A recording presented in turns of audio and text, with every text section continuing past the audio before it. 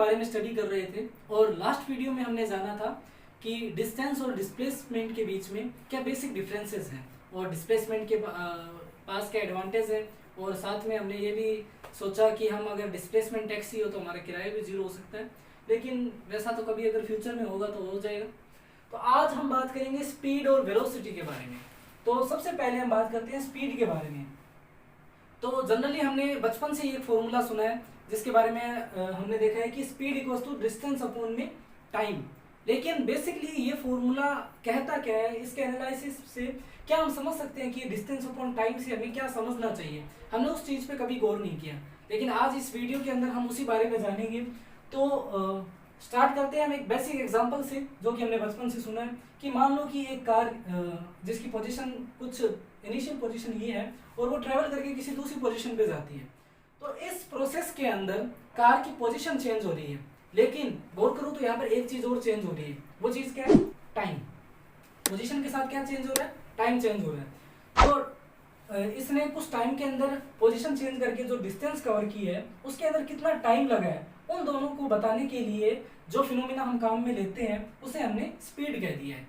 तो हमने बस इतना ही सुना है, लेकिन इसके बारे में अभी हम और जानेंगे कि इस फॉर्मूले का एक्चुअल मीनिंग क्या है, हम क्या बताना चाह रहे हैं डिस्टेंस अपॉन टाइम के माध्यम से, और साथ में वेलोसिटी के अंदर क्या फर्क है, क्यों हमें स्पीड के इंस्टेड ऑफ स्पीड हमें वेलोसिटी की जरूरत पड़ी।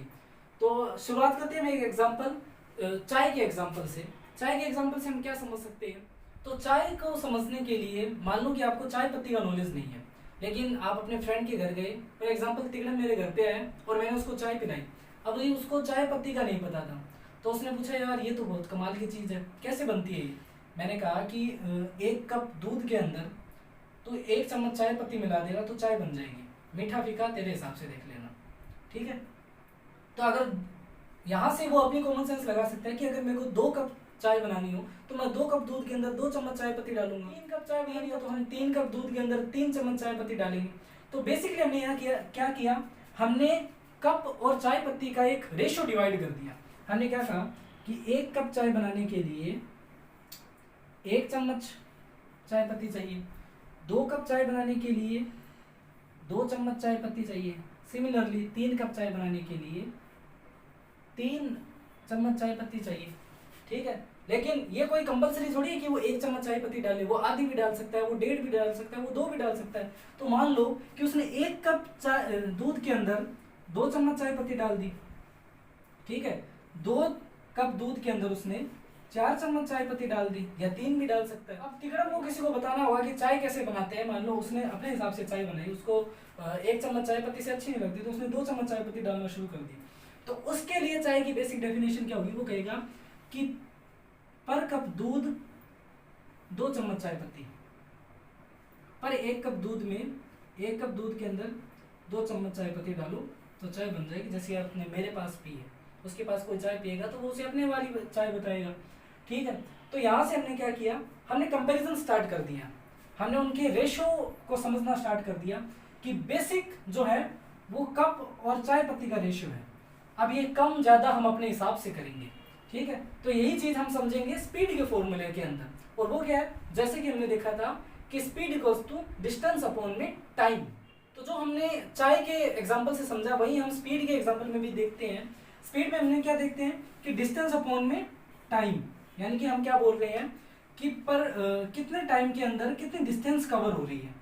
सिमिलरली जैसे कि कितने दूध के अंदर कितनी चाय पत्ती डल रही थी, तो यहाँ पर भी हमने वही रेशियो डिवाइड कर रखा है, ठीक है। अब ये डिस्टेंस और टाइम का जो रेशियो है ये कम ज्यादा हो सकता है। मान लो कि कोई 1 सेकेंड के अंदर, ये टाइम दोस्तों 1 सेकेंड, अगर 1 सेकंड के अंदर कोई 1 मीटर डिस्टेंस कवर करता है और कोई 1 सेकंड के अंदर 2 मीटर डिस्टेंस कवर करता है, तो उस हिसाब से उसकी स्पीड कम या ज्यादा हो सकती है। लेकिन जो बेसिक फॉर्मूला है वो यही होगा कि डिस्टेंस अपॉन में टाइम। अगर हम बोलेंगे कि पर सेकंड 1 मीटर की डिस्टेंस कवर हो रही है तो हम बोलेंगे 1 मीटर पर सेकंड, या फिर अगर कोई पर सेकंड में 2 मीटर की डिस्टेंस कवर कर रहा है तो हम कहेंगे कि 2 मीटर पर सेकंड में, ठीक है। तो ये जो इसका बेसिक एनालिसिस था, हम हमेशा इसको समझने में गलती करते थे। हम ये चीज नहीं समझते थे कि हम d अपॉन टी के माध्यम से हम कहना क्या चाह रहे हैं। हम ये कहना चाह रहे हैं कि कितने सेकंड के अंदर कितनी डिस्टेंस कवर हो रही है। तो यहाँ से हम जो मैथमेटिकल एनालिसिस है, जो रेशियो के अंदर जब हम कोई चीज लिखते हैं तो उसका मैथमेटिकल एनालिसिस को जब हम उसका फिजिकल सिग्निफिकेंस बताना चाहते हैं तो उसका मतलब यही होगा कि कितने टाइम के अंदर कितनी डिस्टेंस कवर हो रही है। सिमिलरली कितनी चाय पत्ती के अंदर कितना दूध डल रहा है या कितने दूध के अंदर कितनी चाय पत्ती डल रही है। तो अब हमें पता है, तो स्पीड का फॉर्मूला हम समझ गए और हमें पता है कि speed equals to distance upon में टाइम। और लास्ट वीडियो में अगर आपने नहीं देखा है तो यहाँ पे आई बटन पे प्रेस करके वो वीडियो देख लीजिए। तो लास्ट वीडियो से हमने ये भी देखा था कि जो डिस्टेंस है उसके पास कोई डायरेक्शन नहीं होती है, डायरेक्शन होती है डिस्प्लेसमेंट के पास। तो डिस्टेंस के पास कोई डायरेक्शन नहीं होती है, यानी कि इसके पास कोई डायरेक्शन नहीं है। तो और जिसके पास डायरेक्शन नहीं होती है उसे हम स्केलर क्वांटिटी बोलते हैं। और स्केलर और वेक्टर के बारे में हम किसी और वीडियो के अंदर और डीप में एनालिसिस करेंगे, लेकिन यहाँ पे आप इतना जान लो कि जिस क्वांटिटी के पास या जिस यूनिट के पास कोई डायरेक्शन नहीं होती उसे हम स्केलर क्वांटिटी बोलते हैं। तो डिस्टेंस के पास कोई डायरेक्शन नहीं है, सिमिलरली टाइम के पास भी कोई डायरेक्शन नहीं है। और इस फॉर्मूले को यूनिट वाइज करेक्ट करने के लिए इसके पास डायरेक्शन नहीं है तो इसके पास भी डायरेक्शन नहीं होनी चाहिए। तो इन दोनों के पास डायरेक्शन नहीं है तो इनके इक्वल में जो चीज है उसके पास डायरेक्शन नहीं होगी। तो यहाँ से हम ये कह सकते हैं कि स्पीड जो है वो स्केलर क्वांटिटी है। स्केलर क्वांटिटी क्या मतलब हुआ? स्केलर क्वांटिटी का ये मतलब हुआ कि उसके पास कोई डायरेक्शन नहीं है, कि अगर आप 2 मीटर पर सेकंड से चल रहे हो और आपकी स्पीड 2 मीटर पर सेकंड बता रहे हो तो आप ये नहीं बता सकते कि आप किस डायरेक्शन के अंदर जा रहे हो। ठीक है, तो अब यहाँ से यही हमारी प्रॉब्लम थी, जो चीज हम बता नहीं पा रहे थे कि अगर हमें डायरेक्शन बतानी हो तो हम कैसे बताएं। जब हम बराबर के अंदर वो चीजें ले रहे हैं जिनके पास डायरेक्शन नहीं है तो हम डायरेक्शन कैसे बताएंगे। ठीक है, तो इसे समझने के लिए हमें एक नई टर्म लेके आनी पड़ी जिसे हमने कहा वेलोसिटी। तो हमने स्पीड के बारे में जाना कि स्पीड के पास डायरेक्शन नहीं होती है, लेकिन अगर हमें अपनी स्पीड डायरेक्शन के साथ बतानी हो तो हमने उसे नाम दिया वेलोसिटी। और वेलोसिटी बताने के लिए, यानी कि वो स्पीड जिसके पास डायरेक्शन भी हो वो बताने के लिए हमने डिस्प्लेसमेंट यूज लिया। क्योंकि लास्ट वीडियो से मैं आपसे फिर रिक्वेस्ट करूंगा कि अगर आपने लास्ट वीडियो नहीं देखी है तो यहाँ आई बटन पे क्लिक करके वो वीडियो जरूर देखिए। तो अगर डिस्प्लेसमेंट के पास हमें पता है कि डायरेक्शन होती है लेकिन डिस्टेंस के पास डायरेक्शन नहीं होती है, तो डिस्प्लेसमेंट को टाइम से डिवाइड कर देंगे, यानी कि पर यूनिट टाइम में हम कितना डिस्प्लेसमेंट कवर कर रहे हैं तो हम अपनी वेलोसिटी बता सकते हैं। वेलोसिटी का मतलब हम अपनी स्पीड के साथ हम अपनी डायरेक्शन बता सकते हैं। लेकिन अगर आप स्पीड बताओगे तो आप अपनी डायरेक्शन नहीं बता पाओगे। लेकिन अब हमने अपनी वेलोसिटी का भी हमें पता चल गया, हमें स्पीड का भी पता चल गया, हमें स्पीड और वेलोसिटी के बीच में डिफरेंस भी पता चल गया।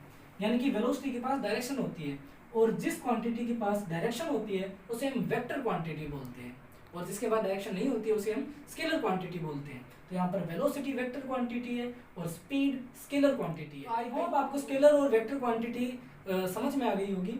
और नेक्स्ट वीडियो में हम बात करेंगे कि ये जो हमने वेलोसिटी और स्पीड बताई है, ये ओवरऑल वेलोसिटी और ओवरऑल स्पीड बताई है, हम एट द मोमेंट क्या वेलोसिटी है या एट द मोमेंट क्या स्पीड है, जिसे हम इंस्टेंटेनियस वेलोसिटी या इंस्टेंटेनियस स्पीड बोलते हैं, उसके बारे में हम कैसे पता लगाएंगे, ये बात करेंगे हम नेक्स्ट वीडियो के अंदर। तब तक आप हमारे वीडियोस को देखते रहिए। हमारा काम अगर आपको अच्छा लग रहा है तो हमारी वीडियोस को शेयर कीजिए, हमारे चैनल को सब्सक्राइब कीजिए और लाइक कीजिए। Thank you.